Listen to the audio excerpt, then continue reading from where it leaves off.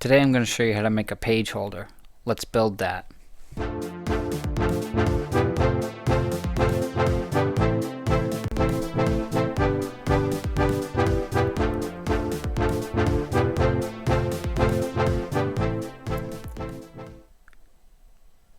I started out by cutting two 1-foot strips of thin wood veneer, about an inch wide apiece. Then you can cut those two strips in half to make four 6-inch strips. Boil them in water to make them soft and pliable. Then just lightly pat them off so they're not soaked. On a 3/4 stock piece of wood I drew a center line, and using this 1 to 1/2 inch coupler I picked a drill bit the same size and just drilled a hole on the center line of my wood stock. Once you have the hole drilled, you can use a round template to radius the corners and make these two little triangle pieces, and then I just cut those out with my scroll saw. You could do it by hand, it just might be a little more difficult.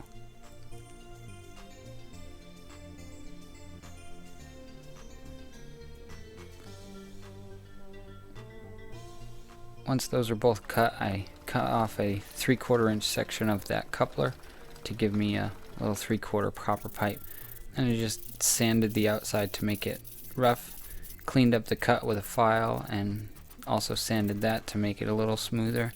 It won't really matter because we're going to take it down when we're done.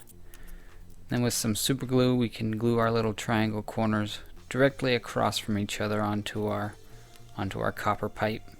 These will act like little wings. Once those are glued on, it's a lot of sanding. Just sand it down till it's smooth. I used two different grits as I progressed in my sanding. And using a clamp and a die, I just formed my 4 wood strips, 2 on each side, to make the rough shape of my centerpiece. Once that's nice and dry, you can apply some super glue to 2 of your strips and just put 1 on each side of your centerpiece and clamp those in place to glue them firmly to your centerpiece.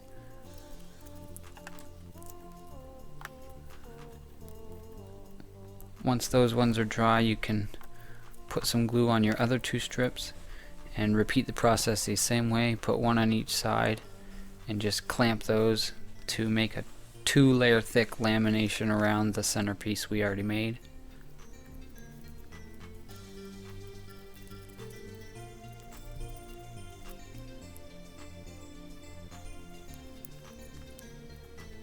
Once that's dry, we can use a razor blade to just take off all the extra wood and get it pretty much down to flush line. Just save yourself sanding work. And then once that's all shaved off, it's a whole lot more sanding. Just sand it all down till both sides are completely smooth. If you have some gaps, you can fix those afterwards. It doesn't have to be perfect. Just put some more glue in and glue down any of your gaps you might have. And sand, sand, sand. If you have a belt sander, it might be faster. I like sanding by hand to have more control. Here I'm just using some super glue and some of the sawdust I'm making to help fill some of the holes that might be there that you can't just close up with super glue. And more sanding. I hope you like it.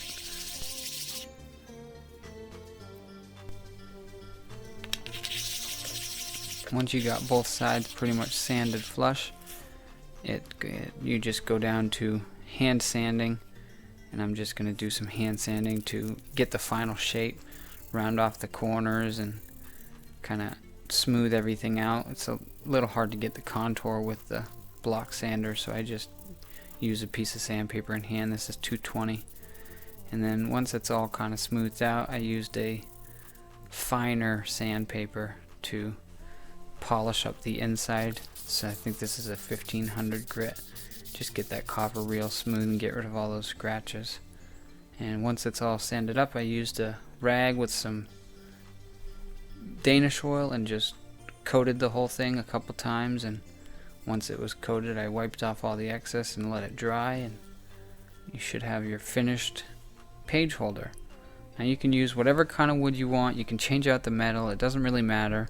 So just use your imagination and, you know, make something your own. I hope you liked this project. I hope you followed along.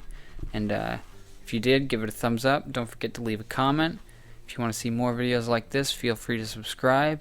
Thanks for watching, and I look forward to seeing you on the next video.